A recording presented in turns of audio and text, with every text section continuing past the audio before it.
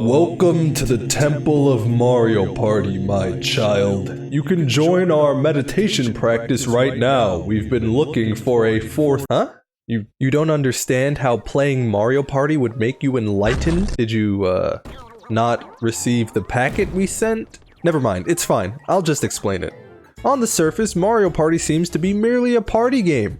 Because it is. Nintendo crafted and perfected a formula for party-like dumb fun, and in doing so created a path to enlightenment, or nihilism. I'll discuss 5 ways. The game forces you to accept that the pursuit of coins, stars, skill, and even winning itself is often ultimately meaningless, while keeping you emotionally invested in the game. By the end of this video, you'll understand the life advice Mario Party is giving you. Kind of. Okay, this video definitely is not a serious philosophical deep dive, but I did find it interesting how everyone knows Mario Party is full of random BS, but we're still able to get invested in each match. Keep going up. No! Think about it, if you flipped a coin repeatedly while trying to guess heads or tails, you wouldn't be having fun. Right? It just wouldn't be interesting. There's no sense of control to invest yourself in. I find Mario Party to be an eloquent balance between control and randomness. You can get pretty damn good at the game, but you won't win every time, especially if your opponents are anywhere near you in skill level. Mario Party constantly dangles this feeling of control in front of your face, this idea that you can shape your Mario Party destiny, and right when you reach for it, yoinks that shit away with randomness. Let's look a little more closely at this back and forth tug of war between power and helplessness by discussing minigames, coins, forward movement, chance time, and bonus stars. Minigames are an obvious point where you take control of your life, right? Win minigames, win coins, win game. Well, not quite. Certainly there are a ton of skill-based minigames where the better player very likely comes out on top. But of course there's the preceding minigame roulette, and maybe you roll that minigame you're not good at. Well, I guess not. Mashing A hurts your wrist. The minigame you play isn't up to you. The most you can do is get good at as many minigames as possible, and then you roll the one that's completely random. Awesome.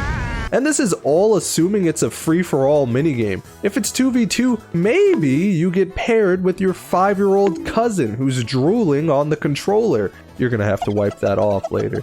If it's 1v3, your team could be less than stellar. Or the minigame could have uneven odds. What I'm saying is that although minigames are a great opportunity for you to get ahead of the competition with your skill, even the best Mario Party player won't have every minigame go their way. Quite a few wins will slip through their grasp, unless they get lucky.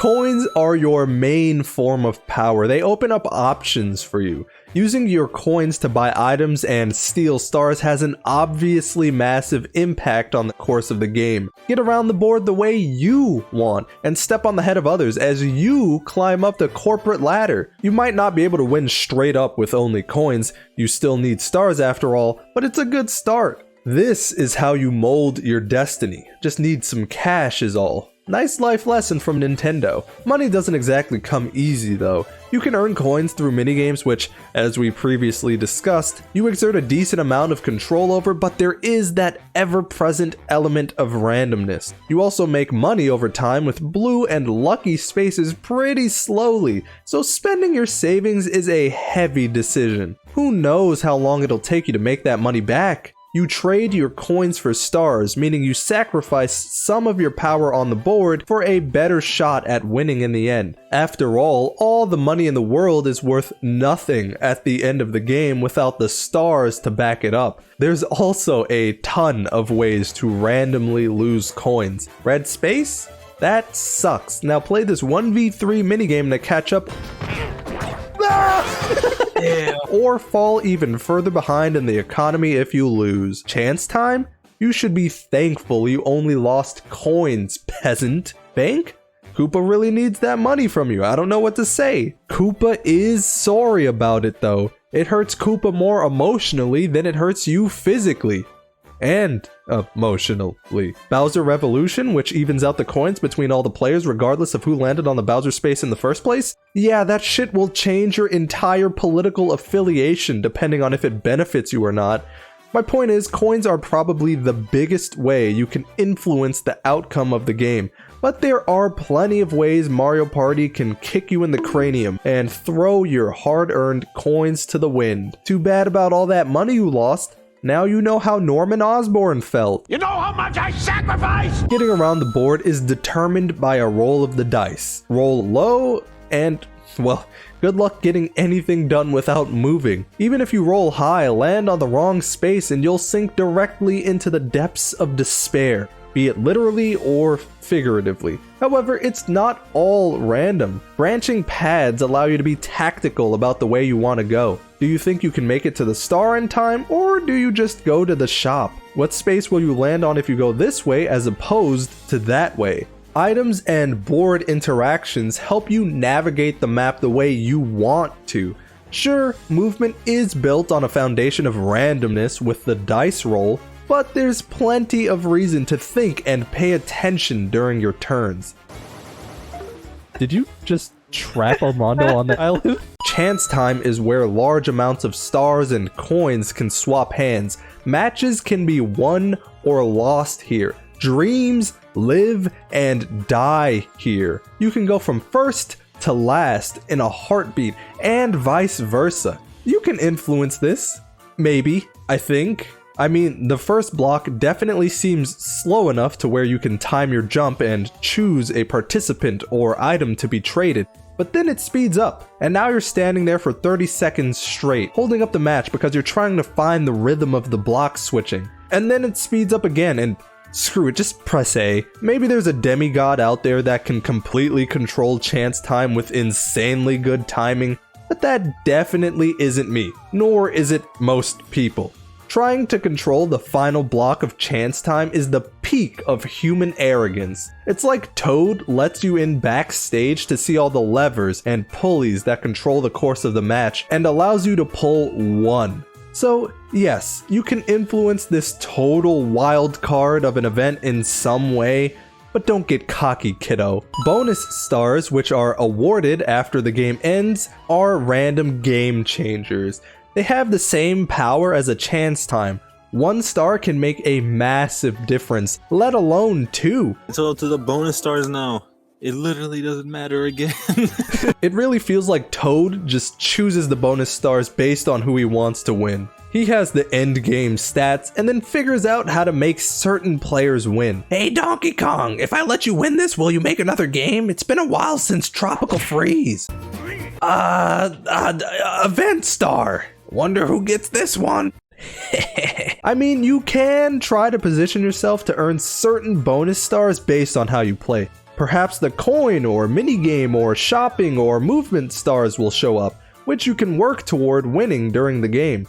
Maybe you land on red spaces on purpose to win the red space bonus star. And maybe it actually shows up. Maybe. But maybe not. As you can see, there's plenty of give and take between you and the game. Mario Party gives you some control, and then you take the slap in the face. Clutch your precious coins as Mario Party slams the steel chair onto your back. There's plenty of reason for you to be invested in the outcome of the match, as there are plenty of decisions you can make and things you can learn to better your chances at winning. But at the end of the day, it's just that. A chance. And like, not even necessarily a good chance, just better than it would have been otherwise. You can mitigate some of the randomness before a match by limiting minigames to skill only, and turning off bonus stars, or at least making the bonus stars non-random.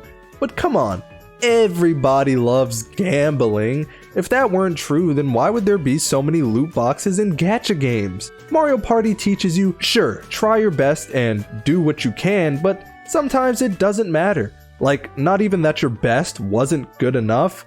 It's more like no best could ever be good enough. And by sometimes, I mean a lot of times in this cruel game.